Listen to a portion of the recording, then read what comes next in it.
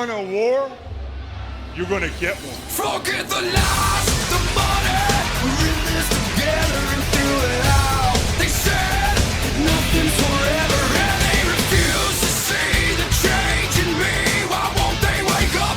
Come on, come on, come on. Let's get it out. Move to the music, play that fucking music. Live through my music, yeah.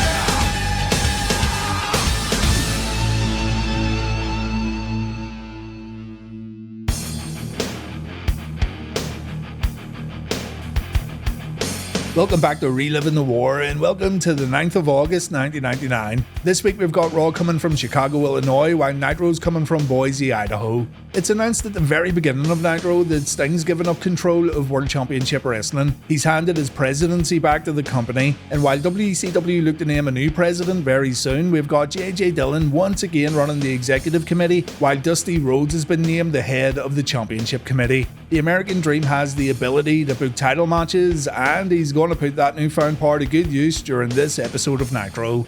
We've got a jam-up couple this week on Reliving the War, Jerome and Lily. Jerome grew up watching Stampede Wrestling, and he paid a visit to the Hart House in Calgary for a few amazing photographs. A lady who lived nearby was friendly with the current property owners, and the couple learned all about the dungeon getting renovated. They even got invited for a tour, but they respectfully declined. Great photos, Jerome and Lily, and I'm glad you got to see where the jam was born and raised. So settle in, folks, grab something to eat. Let's see what happened on Raw and Nitro just before WCW goes to Sturgis for Road Wild. This is a pretty special week that you don't want to miss.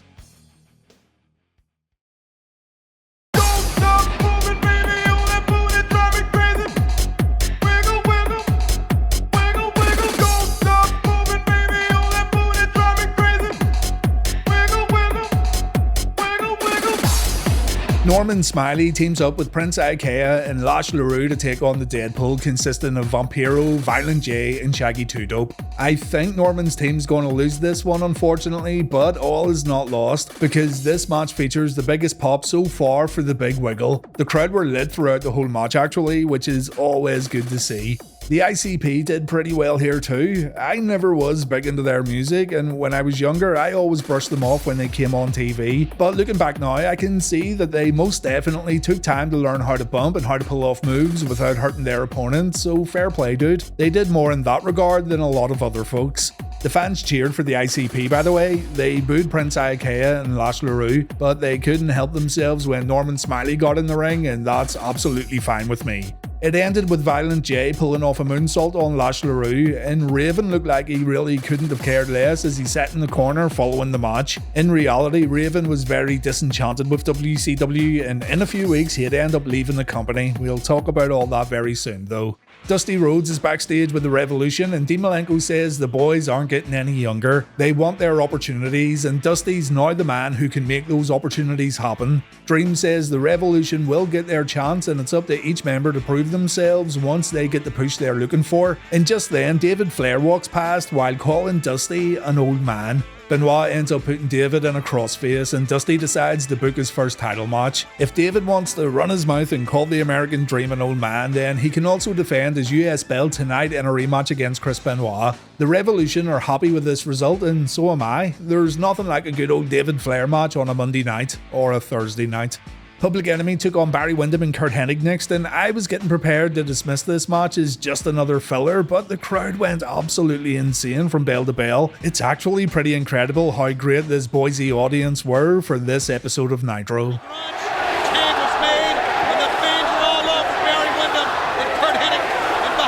Flyboy Rocco Rock puts Barry Windham through a table, but back in the ring, Kendall Windham hits Grunge with his bull rope. The cameraman totally missed this, by the way. The West Texas Rednecks win on Nitro, and also they've got a new song named Good Old Boys that's nowhere near as catchy as Rap is Crap. Mona then took on Little Jeanie in a one-on-one match, and Little Jeanie would come and go in WCW while also working independence. She would have a short military career afterwards, and she wrestled her final match in 2015. Even though Jeannie's a complete unknown in WCW, she did put on a good match here with Mona. The former Miss Madness was definitely the star of the match though, with her handspring back elbow into a bulldog and her Twin City Twister deathlock. Brandy Alexander then tried to attack Mona after the bell, but Mona was able to take care of her. Brandy was another somewhat unknown female wrestler who did work a WWF Dark match in early '99. She doesn't have any matches on Nitro moving forward, but she makes a few in-ring appearances on Thunder. Good to see WCW investing in women's wrestling once again and trying to bring in new talent. Unfortunately, this refocus won't last too long, but at least they tried.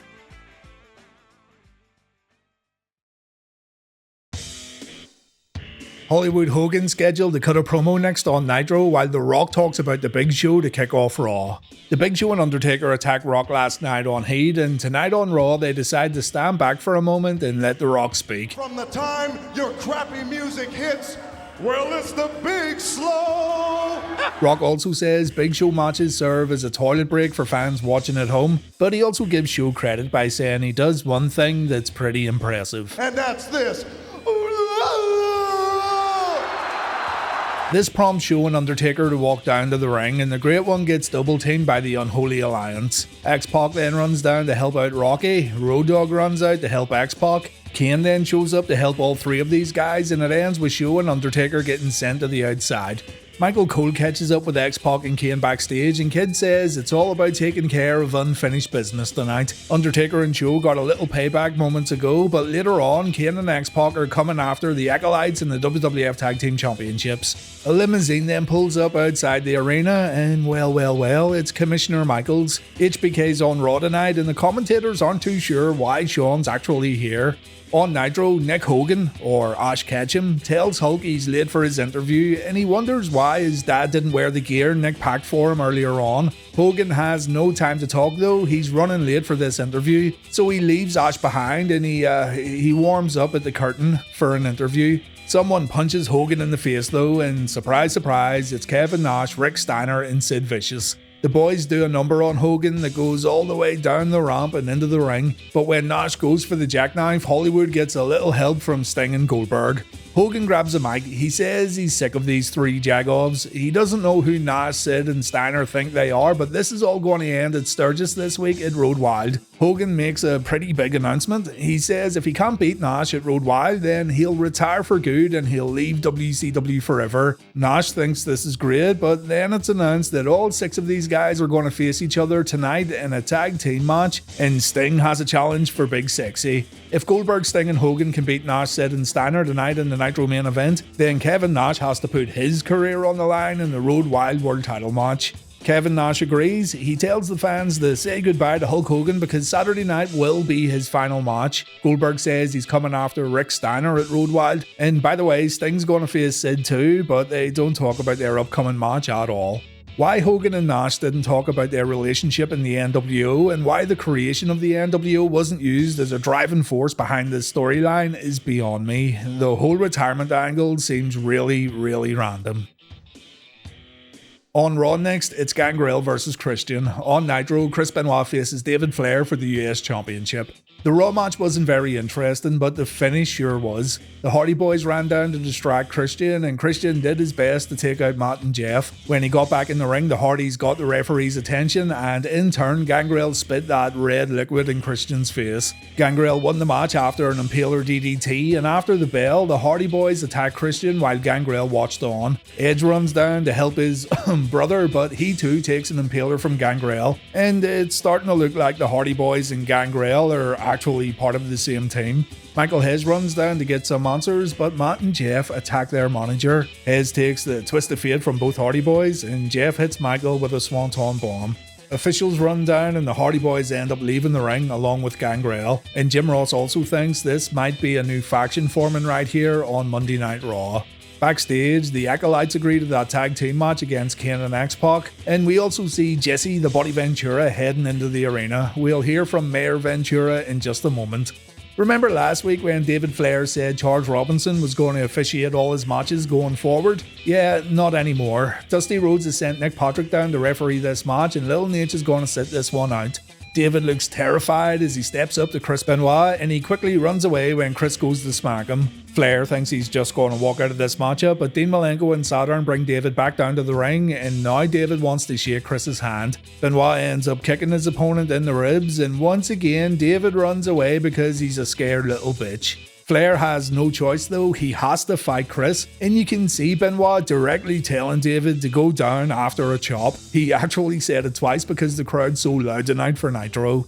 David does indeed go down after a chop because he had no choice in the matter, and Chris follows up with a snap suplex and a backbreaker. Flair takes another chop that made him shit his pants. Benoit says that's it, it's all over. Chris hits his diving headbutt, and just like that, David Flair's reign of terror has come to an end. Chris Benoit is the new US champion. The Revolution stopped the Jersey Triad from attacking Chris, but DDP sneaks through and the new champ gets slammed on the mat. The Revolution then chase DDP away, and Benoit is able to celebrate with his teammates. Page then gets offered a title bout at Road Wild, Page versus Benoit for the US title in a no disqualification match. Dallas agrees to take the match this Sunday at the pay-per-view, so that's another showdown we can look forward to in Sturgis.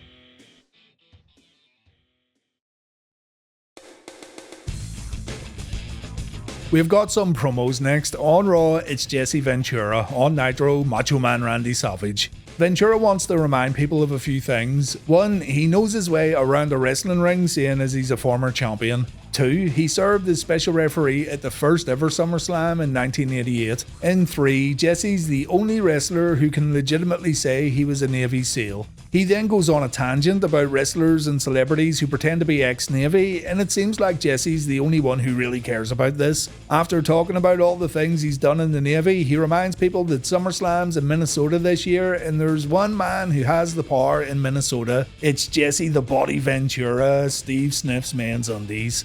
Ventura will bring Law and Order to the SummerSlam main event, and one of the men competing in that main event makes his way down to the ring to interrupt Jesse. It's the Game Triple H.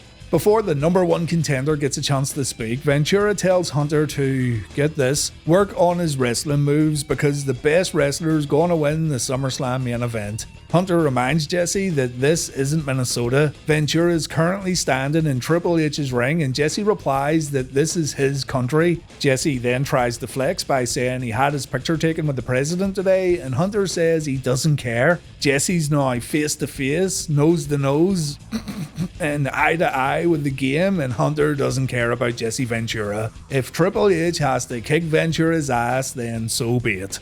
Commissioner Shawn Michaels then heads down to the ring, and he tells Triple H that Ventura has standards and practices he needs to abide by, but HBK doesn't. Ventura is going to be the most powerful referee in WWF history when SummerSlam arrives to Minnesota, and Shawn takes a moment to remind Hunter where he came from and who it was that brought him to the promised land. Triple H shoves HBK, HBK looks for a fight. Jesse Ventura gives the commissioner an idea though, and Shawn decides to book Hunter in a main event match instead. HBK says when you have the stroke that he and Ventura possess, you don't need to get physical. Ventura grabs the mic and he says this right here is politics. And Shawn announces that Triple H is going to face The Undertaker and Stone Cold Steve Austin in a triple threat match tonight on Raw. HBK's music plays, Shawn goads Hunter into punching him, but Triple H won't do it. And then we see Steve Austin arriving to the arena. We'll come back to Stone Cold in just a moment.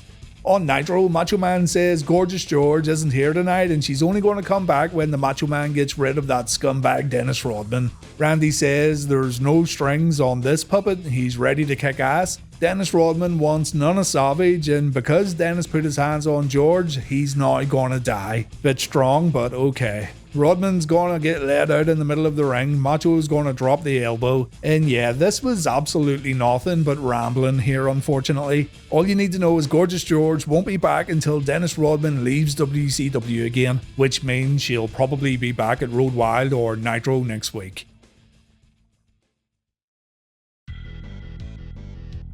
Earlier today, D'Lo wanted to help Big Mark Henry get fit again, but Mark had to take a leak. While D'Lo waited for his buddy, Jeff Jarrett pulled up in a car and the Eurocontinental Champion got attacked. Just imagine Jeff driving around a park waiting for the right time to attack his current pro wrestling rival. Does that not seem a bit mental to anyone else? Jeff then had a quick bout against Val Venus, and once again Double J blamed Deborah for the loss. This time things got a bit more heated and Venus was forced to come back to help Deborah. Jeff gets taken out and Deborah ends up leaving the ring with a big Valboski, so it does look like we're going to see Jarrett and Deborah break up very soon.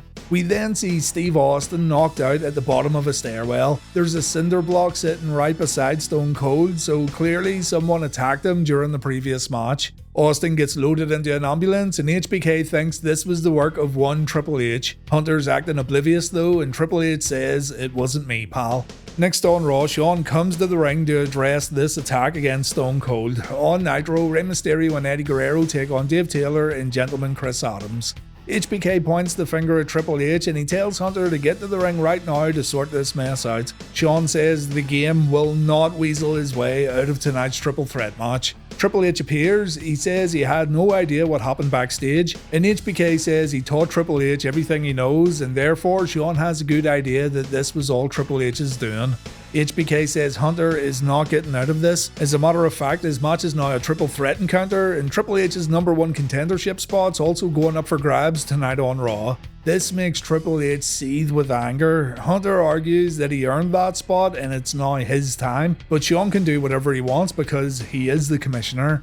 It gets even worse. Shawn's also going to officiate this match, and when Hunter brings up the fact that Steve Austin's left the arena in an ambulance so there can't be a triple threat encounter, HBK says he's going to find a replacement, someone who would jump at the chance to win the WWF title, and a person who's been living in someone else's shadow for a very long time.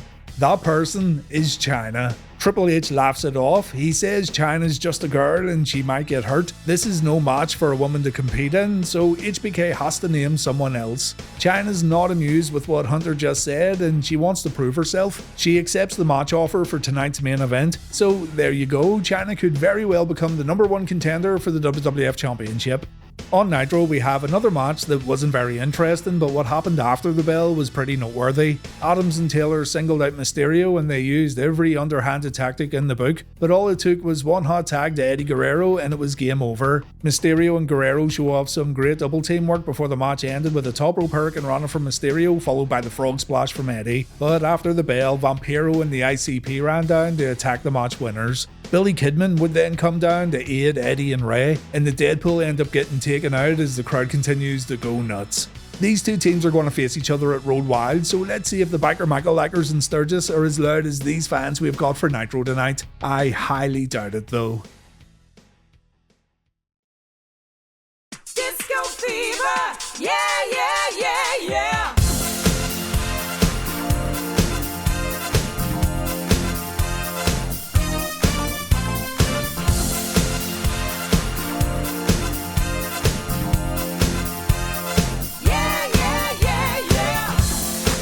We've got X-Pac and Kane versus the Acolytes next on Raw. On Nitro, it's Billy Kidman versus Disco Inferno. So yes, Billy broke the golden rule and he interfered in someone else's business before having a match of his own. This means Mr. Kidman's in a lot of trouble. Never mind Vampiro and company though, because Disco kicks Kidman's ass during the early portion of the match, and the Inferno's very proud of his handiwork. It goes to the outside where Kidman gets wrecked, and back in the ring, the Inferno pulls off his second rope elbow drop. We then see a Disco Inferno chin lock, and that was one step too far for Mr. Kidman. Billy gets out and he puts Disco down following a jumping clothesline, but Disco refuses to give Kidman a chance here as he drops him with a swinging neckbreaker. We go back to the outside where Kidman continues to get wrecked by the Inferno. A parental advisory needs to get put out right now as we see Disco chinlock #2, and when Kidman breaks out, he finds himself getting dropped on the top rope.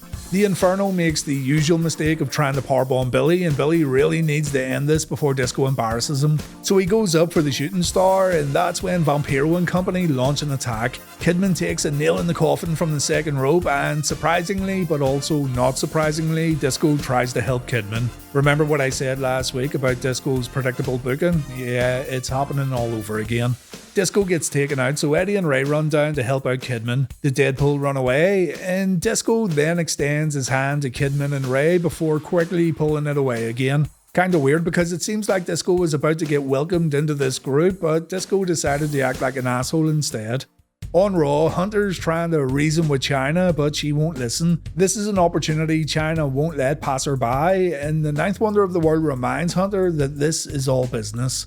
The tag team title match was extremely typical, with X-Pac getting singled out and Kane desperate to tag in. Highlights of the beatdown included this backbreaker right here from Farouk, followed by a big boot from Bradshaw, but Bradshaw ends up taking an enziguri and this allows Kane to tag in. The Big Red Machine performs his diving clothesline and the Acolytes fall victim to a double clothesline. X-Pac then gets in the ring as his partner finds himself on the outside, and Bradshaw stops a Bronco Buster attempt before Farouk sets Kid up for a powerbomb. Kane pulls Bradshaw out of the ring, X-Pac performs the X Factor, and we have new tag team champions on Raw. Even though Kid wasn't the legal man here, he didn't tag in. Still a great moment though, and the fans make it even better. Road Dogg comes out to join in on the celebration. X-Pac says the new champs have 2 words for you, but he wants Kane to say those 2 words without his voice box. Suck it. Imagine someone saying that to you in the bedroom.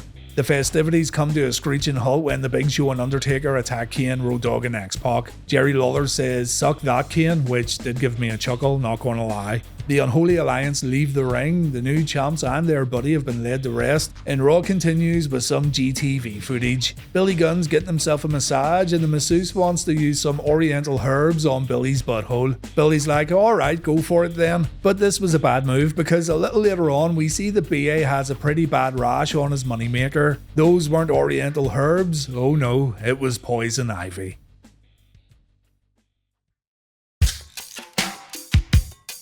Have you ever had sex? I haven't felt great. It felt so good when I did it with my penis. A girl let me do it. It literally just happened. Having sex can make a nice man out the meanest. Oh, hey.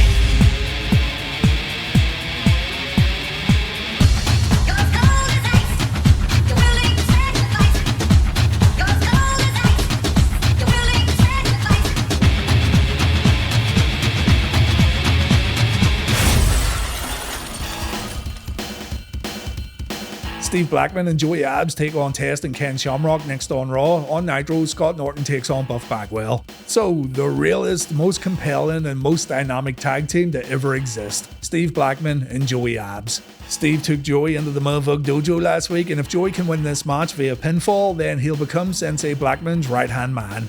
Shane McMahon watches on, filled with worry, seeing as one of his top dogs could be leaving him after this very match. And it starts with Blackman doing a number on Test while Joey struggles against Ken Shamrock. If our boy wants to rise up, he needs to do a lot better than this. Shane can't help himself, he ends up attacking Test while screaming at the big man to hurry up and pin Joey Abs. On the other side of the ring, Blackman's wrecking Ken Shamrock as expected, but Joey's still sucking ass when he returns to the ring. He takes a swinging neckbreaker, a Russian leg sweep and a gut wrench powerbomb, and on the outside, Ken Shamrock ends up smacking a steel chair being held by Shane McMahon. Test wins the match with his pump-handled slam as Shane runs back up the rampway, and as Steve Blackman shouts to Joey that Mr. Abs has been kicked out of the dojo, Test decides to pulmonize the Mean Street Hooligan. Both ankles get destroyed as Shane panics at the entranceway, and Test then goes backstage to cut a promo where he calls the Mean Street Posse a bunch of butt sniffers. He calls Pete Gas a fat ass, and as for Joey Abs, Ask that little biatch, Joey Abs, how he feels after what I just did to him. biatch.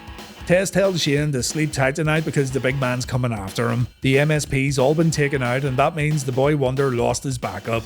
Steve Blackman, meanwhile, is going to step into the Lion's Den at SummerSlam, but Steve wants weapons placed inside the cage, and then, and only then, will this rivalry with Ken Shamrock come to an end. Check out Sensei's sick mic skills right here though. This way, this thing's gotta end. One way or another! Another! The Red Rooster just pissed himself.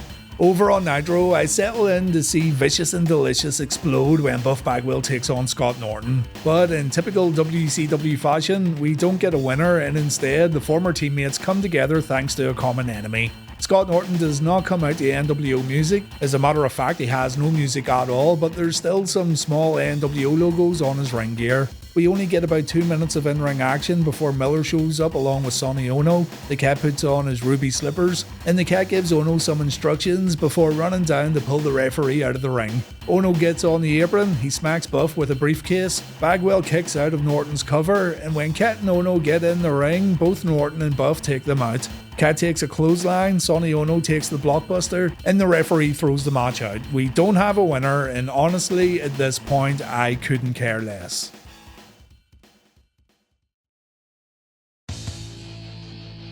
The Rock comes out to cut an in-ring promo next while Chris Kanyon takes on Booker T.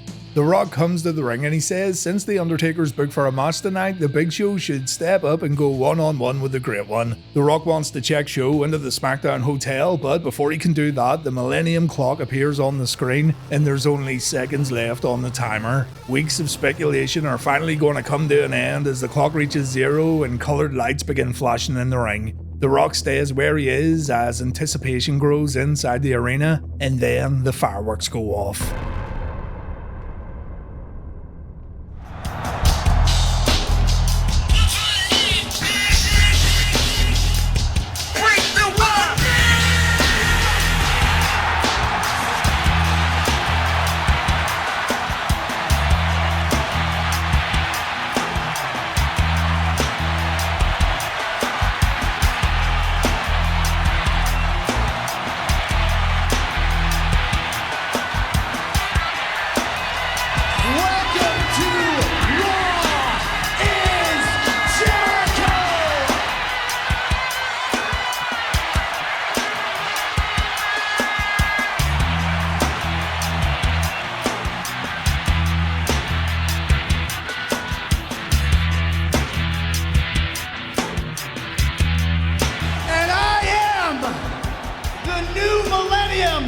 For the World Wrestling Federation. Now, for those of you who don't know me, I am Chris Jericho, your new hero, your party host, and most importantly, the most charismatic showman to ever enter your living rooms via a television screen. The Rock is not impressed. Thank you. Thank you. Jericho's got a lot of A new guts. era is what this once proud and profitable company sorely needs. What was once a captivating, trend-setting program has now deteriorated into a cliched, let's be honest, boring snooze fest that is in dire need of a knight in shining armor. Well, he's talking about you And now, that's JR. why I'm here. Chris Jericho has come to save the WWF. From what? Television ratings, downward spiral. Who's he kidding? Pay-per-view buy rates, plummeting. Mainstream acceptance, non-existent. And reactions of the live crowds, complete and utter silence. And I know why you're silent. You're silent because you're embarrassed to be here. What? And quite honestly, I'm embarrassed for you. And the reason why you're embarrassed is because of the steady stream of uninteresting, untalented, mediocre sports entertainers who you're forced to cheer for and care for. No wonder you're not cheering. You can care less about every single idiot in that dressing room, and especially this idiot in the center of the ring. The Rock is going to explode, King, any minute. And now, for the first time in WWF history, you have a man who can entertain you. You have a man who is good enough for you. You have a man who can make you jump up off your chairs, raise your filthy fat little hands in the air, and scream, "Go, Jericho, go! Go, Jericho, go!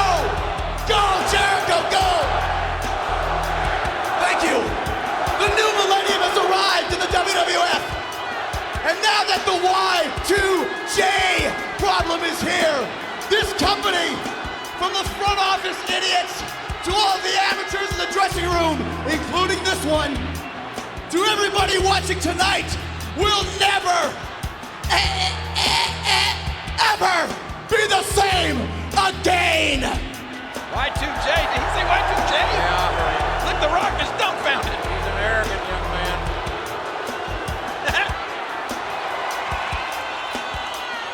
How dare you, little jabroni, come on The Rock show and not even have the class to introduce yourself?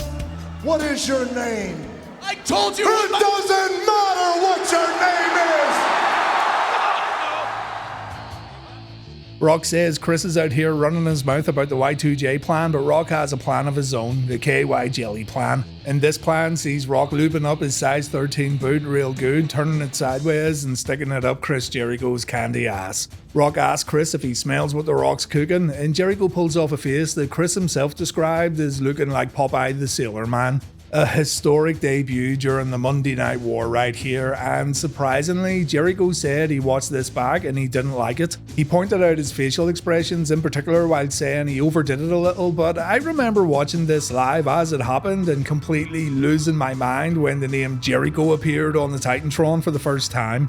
Nonetheless, Chris Jericho is now part of the WWF. WCW lost one of its brightest prospects on their roster. Now it's time to see if he can hang with the WWF big boys every Monday night. Kinda rough going over to Nitro after that, but at least we have two great competitors in the ring. It could have been way worse. Harlem Heat faced the Triad this week in Sturgis, and DDP says no one's dumber than Harlem Heat's mother. She's so dumb that she tries to put M&Ms in alphabetical order. Diamond Dallas Page coming to a stand-up stage near you very soon. Page and Bigelow head to the back while Stevie Ray stays at ringside. And seeing as Kanyon laughed at DDP's shit jokes, Stevie Ray has no issues attacking Kanyon on the outside. We see the axe kick from Booker T, followed by the moss-covered free-handle family Gradunza from Kanyon. Yes, Perry Saturn admitted to stealing the move from Kanyon in a recent interview. Some chinlock action gets followed up with a suplex from Chris. Booker replies with his running forearm, followed by a spinning back kick and a spinebuster. Kanyon then uses the referee as a shield as Bigelow and Page return to ringside, and our match ends with Kanyon hitting Booker with the tag belt before putting him down with a flatliner.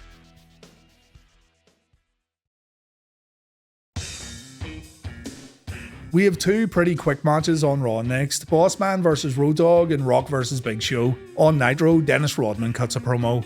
The hardcore belt is not on the line here as Road Dogg starts off by hitting the champ with a bacon tray. He then wastes no time at all grabbing a table from underneath the ring, and the two share more shots with the bacon tray and a steel chair before Road Dogg gets powerbombed through the table. Al Snow then runs down with a pet carrier and he hits Bossman on the head with it. It's implied that Pepper's in there as Road Dogg wins via pinfall, so I really hope the little fella's doing okay.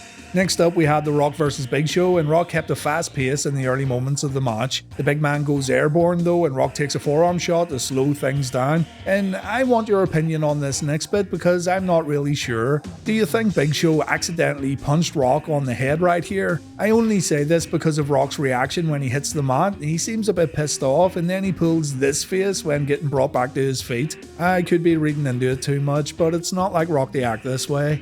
Show stays in control with a bear hug and a sidewalk slam. The Big Shot Hardcore Holly then makes an appearance and Big Show tells him to piss off before delivering one of the weakest looking headbutts I've ever seen in a wrestling ring.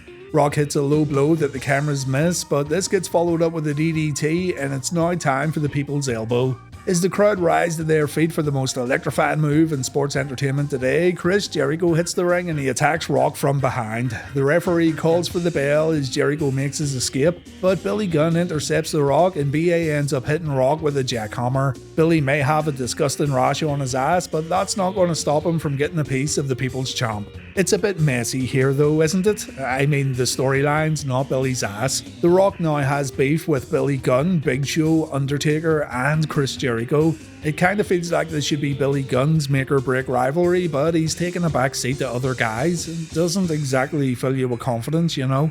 On Nitro, Mean Gene reminds Rodman about what Macho said earlier on. Gorgeous George is under 24-hour lock and key until this giant pervert leaves WCW for good. Rod the Bod gets a cheap pop before saying he loves being in Idaho, before saying the only reason George is under lock and key is because she wants to be with Rodzilla. She definitely wants some worm action.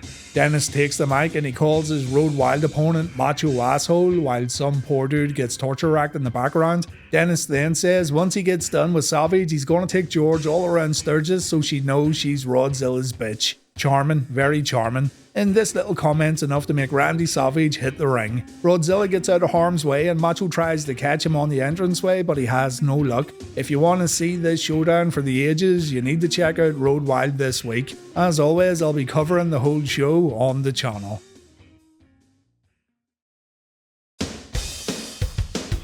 We've got Kevin Nash, Sid and Rick Steiner taking on Sting, Goldberg and Hollywood Hogan. On Raw, it's a triple threat match featuring Triple H, The Undertaker and Chyna. Jesse Ventura comes out to provide commentary. We've got special referee Shawn Michaels having some fun at Chyna's expense. By the time the guest commentator, guest referee and all three competitors get to the ring, we've already burned away a lot of airtime. But here we go, the winner of this one faces Stone Cold in the SummerSlam main event.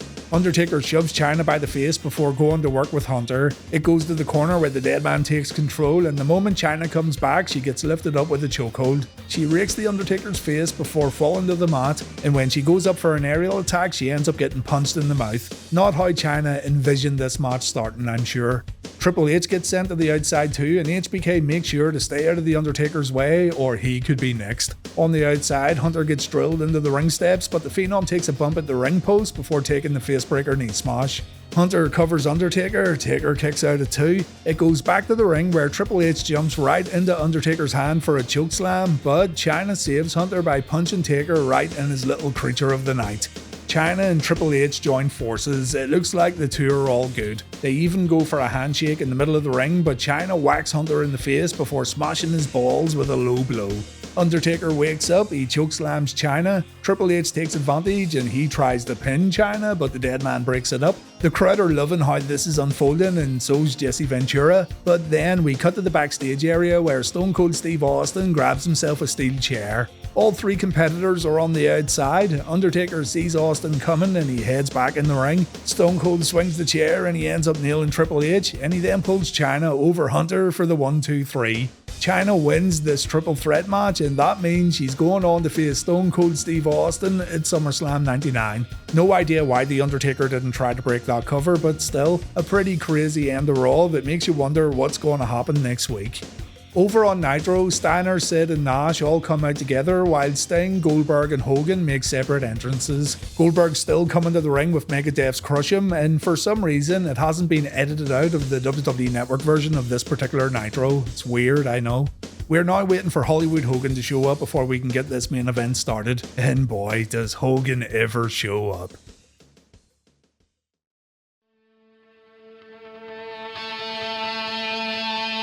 He's American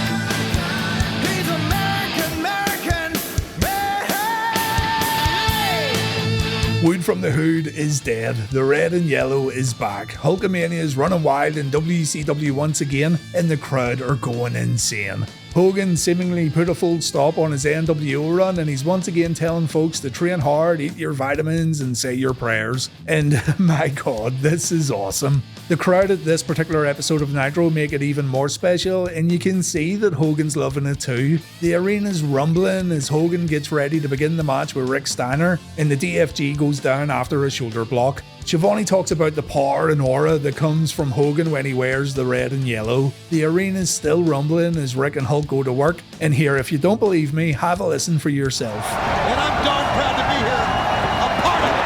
There's the big butt. Hogan winds up a big punch and Rick hits the mat hard before Nash and Sid get their heads smashed together by the Hulkster. Hogan's partners don't need to do a thing as Hulk Hogan dominates the match, and the heel team stand on the outside looking a bit lost as a loud Hogan chant breaks out in the arena.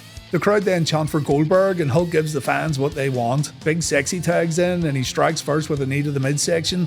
Goldberg instantly fires back with a jumping shoulder block, and seriously, I can't do this match justice. Do yourself a favour and watch it for yourself. One of the best Nitro crowds in the whole history of the show. Goldberg delivers a guillotine suplex before Sid comes in to sort Billy Boy out. Unfortunately, the big man has no luck as Goldberg drills Sid Vicious with a power slam. Sting then comes in to deliver a stinger splash to Big Sid, but his top rope splash doesn't connect and this gives Nash a chance to tag in. Sting takes a sidewalk slam, Nash then goes to deliver snake eyes. Johnny Boone notices the turnbuckle's been exposed, so he stops Big Sexy from delivering the move, but the ref ends up taking a bump in the corner before Nash falls victim to 3 consecutive stinger splashes. Rick Steiner introduces a chair to the match and Goldberg's like, "Not today, pal." There's some great elevation in Goldberg's spear, but he ends up getting hit with that chair by Big Sid Vicious. Hogan takes the chair away, he takes out Sid before Nash takes a shot too. Our match ends with Big Sexy submitting to the Scorpion Deathlock, and there you have it. One of the best Nitro main events of all time that was truly energized by fans in attendance. The red and yellow Hulk Hogan is back, and it's the red and yellow Hulk Hogan who's going to show up for Road Wild later this week.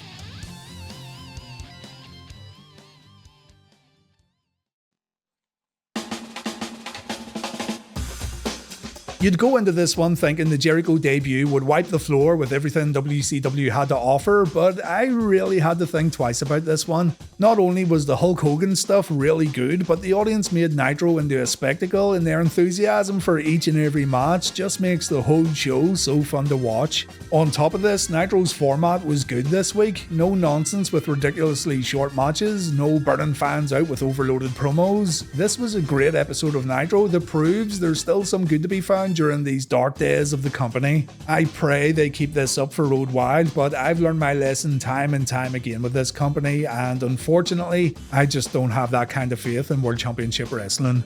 Raw was good too. Jericho's debut, the surprising ending to the main event, HBK coming back, Kane and X-Pac winning the tag belts. It's a tough call this week for sure, but on the grand scheme of things, I think fans need to see Jericho's debut if they want to go back and study the whole Monday Night War. So with hesitation, and because I don't like giving out ties, I'm going with Raw's War. If Jericho didn't debut, this would have been a win for WCW. Raw's now got 103 points, Nitro's got 73, and we've got 20 ties on the board. In the TV ratings, Raw jumped up to a 6.4, Nitro stayed on a 3.1. Road Wild's up next, and hopefully I'll see you when WCW goes to Sturgis for the very last time. DDP takes on Chris Benoit for the US title, Sid Vicious and Sting square off in a grudge match, while Goldberg takes on Rick Steiner. We've also got Harlem Heat getting their shot at the WCW Tag Team Championships, Dennis Rodman versus Macho Man Randy Savage, and of course, World Champion Hulk Hogan defends his belt against Big Sexy Kevin Nash. The loser of that match must retire and leave WCW for good. Thanks for watching everyone. I did enjoy Nitro and Raw this week, and hopefully you did too. I'll see you all later in the week for Road Wild. Take care.